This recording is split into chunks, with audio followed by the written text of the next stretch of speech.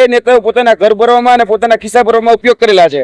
એટલે આ બધા જ કૌભાંડો જે છે બોડેલી ખાતે જે અત્યારે વર્તમાનની જે ભય ભૂખ અને ભ્રષ્ટાચારની જે સામ દામ દંડ ભેદની જે રાજનીતિની સામે આમ આદમી પાર્ટીના સક્ષમ અને મજબૂત યોદ્ધાઓ જે આ નગરપાલિકાની અંદર લડાઈ લડી રહ્યા છે એને ખાસ કરીને પ્રોત્સાહન આપવા માટે અને આ નગરપાલિકા જે છે બોડેલી નગરપાલિકા એ આમ આદમી પાર્ટીની બોડી બેસે અને ખાસ કરીને જે અત્યારે આપણા વિસ્તારના જે ધારાસભ્ય શ્રી જે ભારતીય જનતા પાર્ટીના ક્યાંક ને ક્યાંક ડરાવો ધમકાવવાની જે રાજનીતિ કરી રહ્યા છે આયુષ્યમાન કાર્ડના નામે જે અત્યારે સામાન્ય નાગરિકને ધમકાવી રહ્યા છે તેમને પણ કહેવા માંગીએ છીએ કે ભાઈ માપમાં રહેજો. કારણ કે જોવા જઈએ તો સામાન્ય નાગરિકોના હક હિસ્સા અને સામાન્ય નાગરિકોના જે પૈસાથી એને જે સવલતો મળવી જોઈએ નથી મળતી. એટલા માટે નાગરિકો ક્યાંક ને ક્યાંક હેરાન પરેશાન થઈ રહ્યા છે અને સવલતો આપવાનું કામ એ તમારું છે. એટલે ધાક ધમકીથી રાજનીતિ હવે નહીં ચાલે. આ બોડેલી નગરપાલિકા હોય, પેલા તાલુકા પંચાયત હોય કે જિલ્લા પંચાયત હવે પરિવર્તન માંગી રહી છે અને હવે દરેક ઘરેથી એક જ જવાબ આવી રહ્યો છે કે હર ઘર ઝાડુ ઘર ઘર ઝાડુ. અને આ વખતે એ પરિવર્તન થઈને રહેશે અને તારીખ 28 રોજ બોડેલી નગરપાલિકાની અંદર એ આમ આદમી પાર્ટીનો ગુલાલ ઉઠશે એવો ભરોસો રાખીએ છીએ. પરિવર્તનની કેટલા ટકા શક્યતા લાગે છે તમને?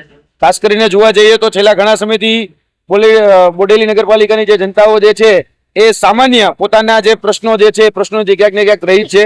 રોડ રસ્તા પાણીના પ્રશ્નો હોય કે પછી અન્ય સામાન્ય જે પ્રશ્નો હોય પાયાની સુવિધાઓના, એ પાયાની સુવિધાઓ પણ અત્યાર સુધી પહોંચાડવામાં નથી આવી. અને ખાસ કરીને વેરાના નામે જે મટમોસી રકમો જે છે એ ક્યાંક ને ક્યાંક ચાઉ કરી નાખવામાં આવે છે અને એને મળતી જે ગ્રાન્ટ જે છે એ જે આગેવાનો જે છે એ આગેવાનો પોતાના ઘર ભરવામાં ઉપયોગ કરી રહ્યા છે.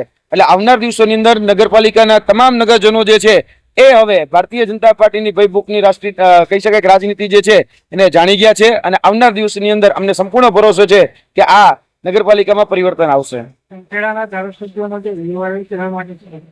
ખાસ કરીને જોવા જઈએ તો અત્યારે દરેક જગ્યાએથી અલગ અલગ પ્રકારના ભારતીય જનતા પાર્ટીના વિડીયો વાયરલ થઈ રહ્યા છે. અત્યારે થોડા સમય પહેલા જ આજના દિવસમાં એક એવો વિડીયો પણ વાયરલ થયો કે જો તમે બીજા એટલે કે ભારતીય જનતા પાર્ટી સિવાય બીજા કોઈ અન્ય પક્ષને વોટ આપશો તો અમે તમને ગ્રાન્ટ નહીં પહોંચવા દઈએ, અમે તમને જે કઈ નાણાં જે છે જે તમારા નાગરિકે ટેક્સના પૈસાના રૂપિયા આપ્યા છે એની સવલતો તમારા સુધી પહોંચવા નહીં દઈએ. અને ત્યારે ગૃહ રાજ્યમંત્રી હર્ષભાઈ સંઘવી એ સભામાં પણ ઉપસ્થિત હતા. હવે જોવા જઈએ તો ક્યાંક ને ક્યાંક ભારતીય જનતા પાર્ટીના તે જે નેતાઓ જે છે એ બોલવાની અંદર પોતાનું ભાન ભૂલી રહ્યા છે. એ સામાન્ય જનતાના ટેક્સના પૈસા છે, વેરાના પૈસા છે કે ભારતીય જનતા પાર્ટીના બાપુજીના પૈસા નથી કે પછી કોઈ એને 2 વીઘા જમીન વેચીને પૈસા ભેગા નથી કર્યા. એટલે જે ટેક્સના પૈસા છે એ ટેક્સના પૈસાને યોગ્ય રીતે કહી શકાય કે એનું વળતર મળવું જોઈએ અને દરેક નાગરિકોને મળવું જોઈએ એ અમારી આ માધ્યમથી માંગણી છે. ખાસ કરીને છોટાઉદેપુર જિલ્લામાં પાયાની સુવિધાઓના પુષ્કળ અભાવ છે. જોઈએ છે કે રોડ રસ્તા ખરાબ થઈ ગયા છે, પુલો બધા બેસી ગયા છે અને કોઈ જાતનો વિકાસ નથી. તો આમ આદમી પાર્ટી આ પ્રશ્નને લઈને છોટાઉદેપુર જિલ્લામાં શું કરશે?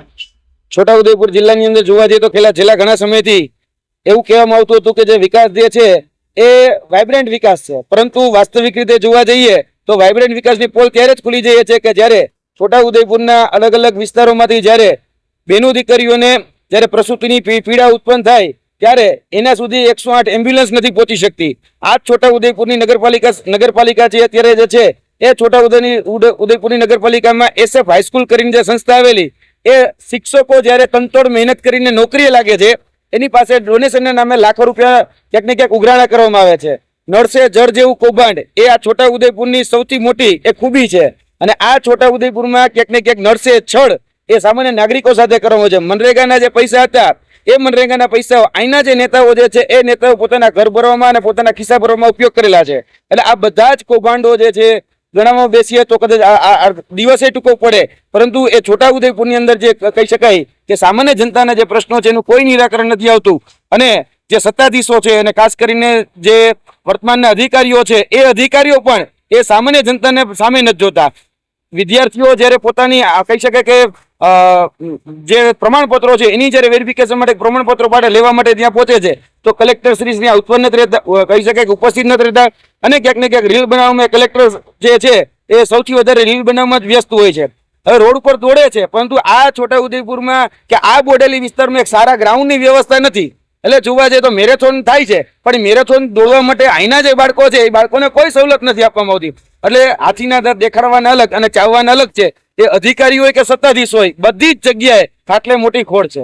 એટલે પ્રશ્ન એવો છે કે એવું કહેવાય છે કે ઘર ઘર જાળું હર ઘર જાળીની વાત છે, પરંતુ બોડેલી નગરપાલિકામાં આમ આદમી પાર્ટીના પૂરતા ઉમેદવાર નથી મળ્યા, તો એ કઈ રીતે બોડેલીની સત્તા ઉપર પોતાનું બોર્ડ બનાવ્યું છે? ખાસ કરીને જોવા જઈએ તો છેલ્લા ઘણા સમયથી તમે પણ જોયું છે, તમે પણ વાતના તાજના સાક્ષી હશો કે ગુજરાતની અંદર 700 જેટલી સીટો જે છે બિનહરીફ કરવામાં આવી. અહીંયા પણ જે ઉમેદવારોને ઉભા રાખવામાં આવ્યા હતા એ ઉમેદવારોને ડરાવવામાં આવ્યા, ધમકાવવામાં આવ્યા, ક્યાંક પૈસાના લોભ લાલચ આપી, પ્રલોભનો આપીને તોડવાનો પ્રયત્ન કરવામાં આવ્યો. એ બધી જ જગ્યાએ ગુજરાતની અંદર 700 સીટો જે બિનહરીફ કરવામાં આવે છે એમાં બોડેલી પણ બાકાત નથી, એમાં છોટાઉદેપુર પણ બાકાત નથી. બધી જ જગ્યાએ ક્યાંક ને ક્યાંક ભારતીય જનતા પાર્ટી છે એ ડરાવો ધમકાવોની રાજનીતિ, તોડજોડની રાજનીતિ, અને એની સામે અમારા અત્યારના જે અડીખમ યોદ્ધાઓ જે છે અમે એ સક્ષમતાથી મજબૂતાઈથી અત્યારે નગરપાલિકાની અંદર લડી રહ્યા છીએ, અને અમને પૂરેપૂરો ભરોસો છે કે જેટલા ઉમેદવારો અત્યારે અમારા ઊભા છે એ તમામ ઉમેદવારો જે છે એ આ નગરપાલિકાની અંદર જે સામાન્ય જનતાની જે શાસન કહેવાય એટલે કે વ્યવસ્થા પરિવર્તનનું જે શાસન કહેવાય એ ચોક્કસપણે લાવશે. બોડેલી નગરપાલિકાના ઉમેદવારોને ધમકી કે પ્રલોભન મળ્યા છે ખરા? આ ચોક્કસપણે અમારા એક ઉમેદવારને ફોડવામાં પણ આવ્યા છે, એક ઉમેદવાર જે છે એને ક્યાંક ને ક્યાંક પ્રલોભન આપીને તોડવામાં પણ આવ્યા છે. બીજા જે અન્ય ઉમેદવારો જે છે એ બીજા અન્ય ઉમેદવારોને પણ ક્યાંક ને ક્યાંક ડરાવવા ધમકાવવાની વાત હોય કે એમના ઘર સુધી ભારતીય જનતા પાર્ટીના મળતિયા હોય એના ઘર સુધી બીજા ત્રીજા લોકોને મોકલી અત્યારે એ લોકોને એવું કહેવામાં આવે છે કે તમે આ વિસ્તારની અંદર શાંત બેસી જાઓ અને આ વિસ્તારની અંદર તમે હવે પ્રચાર પ્રસાર ન કરતા, અને હવે તમારા જે સ્નેહીજનો છે, તમારા જે નજીકના લોકો છે એને ભારતીય જનતા પાર્ટીમાં વોટ આપવા માટે મજબૂર કરો, તો અમે તમને અને અલગ અલગ પ્રકારની લોભ લાલચો આપે છે, કોઈને ડરાવે છે, કોઈને ધમકાવે છે, કોઈને પૈસાના પ્રલોભનો આપે છે. ઘણી બધી જગ્યાએ એ સામદામ દંડભેદની રાજનીતિ થાય છે, પરંતુ અત્યારે જે અમારા આગેવાનો જે છે જે અત્યારે નગરપાલિકાની અંદર લડી રહ્યા છે એ ખૂબ મજબૂતાઈથી અને ખૂબ અડીખમ રીતે લડી રહ્યા છે.